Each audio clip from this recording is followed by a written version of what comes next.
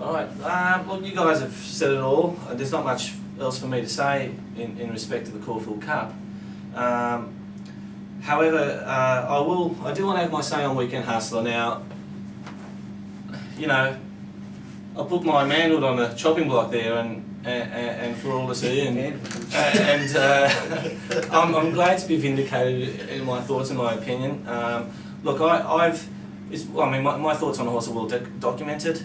I never thought he was a winning chance in a race like the Caulfield Cup. I thought, you know, Salman Rushdie had more of a hope of getting a Christmas card from Al Qaeda than Weekend Hustler winning the Caulfield Cup.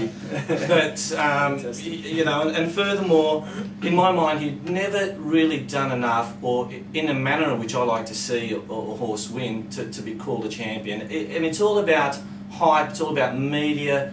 You know, everyone wants a champion, and we've been lacking a champion for many years. And they just hoped this was a horse, and they were hiding behind the 7 Group 1 wins, saying he'd won 7 Group 1s and blah blah in a short period of time.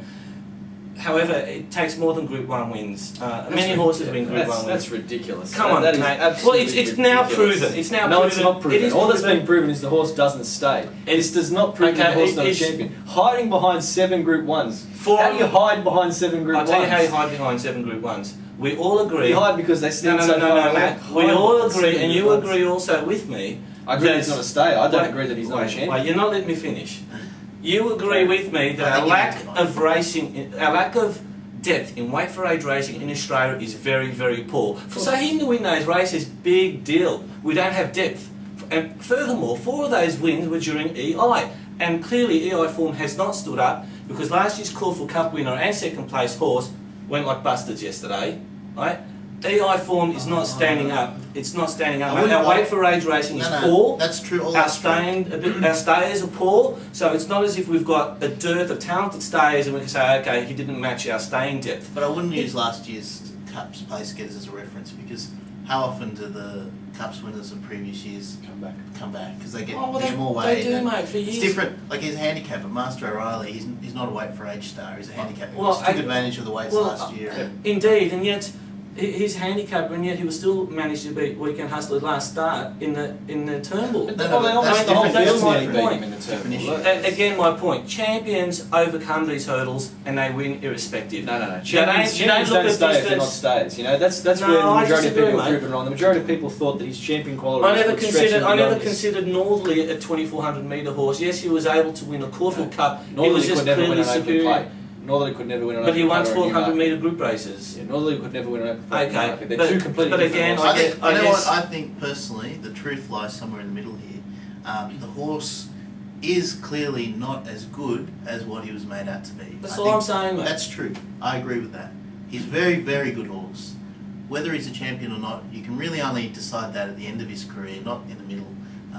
He's still got many years to race, and he may prove to be one of the most dominant sprinter milers in the years to come. Okay, so he's a champion sprinter miler, but he's not a champion racehorse. But that's still a champion. No, you're wrong, Abby, you're wrong, mate. Does that mean Sunline wasn't a champion because she couldn't stay? Yeah, exactly. You can't. Yeah, but she won 2 Cox Plains. Come on. Of course, this horse won't win a Cox Plate. We'll rattle off her record. She's an undeniable champion, but because she couldn't get past 2000, does that mean she wasn't a champion? No, she was a champion middle distance horse. I would. She was a champion racehorse. Full stop. Just a champion. What about sprinters? Yeah, champion sprinters. So what does that mean? Because they can't go beyond 1400, they're not champions? No. Well, Manicato. Just 1 minute. Okay. Manicato won up to a mile, and he ran second in the Australian Cup over 2,000 metres. And he won like 5 William Reeds. Yep. He didn't do it over 12 seasons. He did it over 5 seasons, mate. What are we That's my point. Are you telling me champions have to have longevity. Not win a few races through EI, win a couple of week races at the start of the spring, and wait for age to go, he's a champion. But hang on, one second. I think... No, you guys have been too easy on this. No, one second. I think that's... Your opinion of a champion is that they have to have longevity. My opinion is that they have to show a certain degree of performance. Now, it may be that through injuries or whatever that they can't do that over 5 or 6 years. So you really, it's... At the end of the day, it's very much an opinion-based thing. Anyway, it's not, there's no performance criteria. I think the word champion is used too loosely every time we of have course a horse do. And this is my I point. agree with you. I want to see this horse, Weekend Hustler, do it, if he stays sound, to do it season after season after season after season, like our great horses have done. Maccabi Diva, alright, now she won 3 Melbourne Cups and she did it season after season, right? She may have not won all the great weight for age races in between until her last season, but that longevity there got her to that pinnacle, you know? Look, Kingston Town, what a year after year.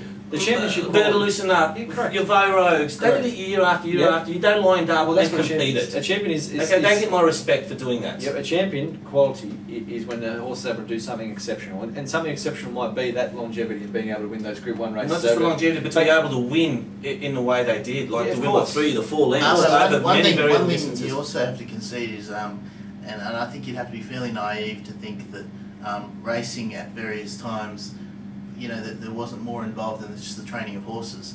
There was a lot more to it, and a lot more that wasn't identified that is today. So there was a lot more drugs involved in racing. So in that case, well, we've got to put a line through Tulloch, Falak, and everything else we've had. No, not a line, but I'm just saying that helped, a lot of that helped. It's an even playing field. It's an even playing field. It doesn't matter. Not necessarily. Right, sorry, you go. I haven't finished my rant. Yep. Let me just finish my rant, okay? And this is, and I am filthy, absolutely filthy on also these journalists, so-called journalists and experts that come in year after year after year. Now, time form, I've had a bug in my bonnet about time form for years. Should have a change to wrong form. Wrong form, well, yeah. They rated this horse 130 rating. They put him above legitimate champions, well above legitimate champions we've had over the past 20 years, which is nonsense. Wake up to yourselves, people. Well, what about, hang on, what about Guillotine was rated the 2nd best horse in the country? He hadn't even won a Group 1. Mate. Hadn't even won a Group 1. So time form have got a lot to answer for. No, they don't. It's because of the actual module. You don't agree with me here? Yeah, just hear me out. The reason for it is that the whole module for time form is wrong. It looks at issues like overall time in a race when it's judging horses. Overall time in a race is just a tempo thing. It can change any time. But so it doesn't determine how furthermore, good or not. what they do is, I'm told, is they put on top of their rating on a horse what they foresee the horse doing in the future, and they put a further rating on that. Opinion based. So okay. Well, their module is so wrong. Okay, I don't agree with it.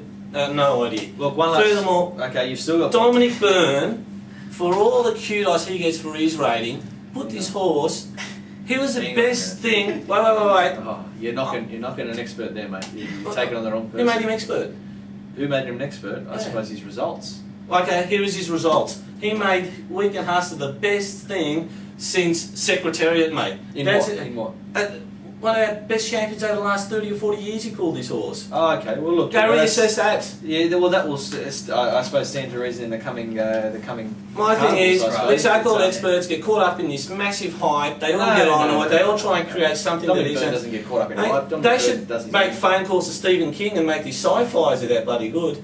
Anyway, I've had my rant. That's my say on this. Can I ask a question? Have you ever been wrong? Really, mate? Oh, okay. One last thing I want to say. Never been on camera. The one last thing I want to say is that I read a quote from Ross McDonald in the paper after the race saying that, look, I don't want to crucify the horse. He won't be racing again this year. Now, I think that's quite ironic that he doesn't want to crucify the horse, because I think leading up to the Caulfield Cup, even someone as stubborn as myself knew that that horse had no chance to win the Caulfield Cup, and that if you didn't want to crucify him, the thing was to save the horse for the Cox Plate. Now, as I expected, that this race would ruin the horse for anything else this year, and he now is out. Obviously, this preparation, there's the Cox Plate is gone dead and buried. So I found that quite ironic. Who's to say that he would have performed in the Cox Plate anyway, because he didn't. At least he would have gone around in the Cox Plate. We'll never know. We'll never know now. You will know, because he didn't run over 2,000 metres either. He was lapped in that as well. But I guess what you're trying to say, he was a better chance of running 2,000 than 24. My bloody oath. If you're only going to get one race left in this horse, this preparation to test him out beyond what is obviously his best distance. Like I alluded to last week, the tongue tie was put on the wrong. Look, I think that you don't need to say that. I think that, look, at the end of the day, obviously it was a very exciting horse for them. And, you know, Australia's been crying out for a horse of that type of quality. So, you know, it's understandable that the connections, the owners, the trainers got a bit excited, and they were pumped up a lot by the media. And the trainer's supposed to be beyond that, mate, especially someone of Ross McDonald. Okay, Ross McDonald's been around for a long time. We agree. I think there's some errors made here, but hopefully they'll learn from these.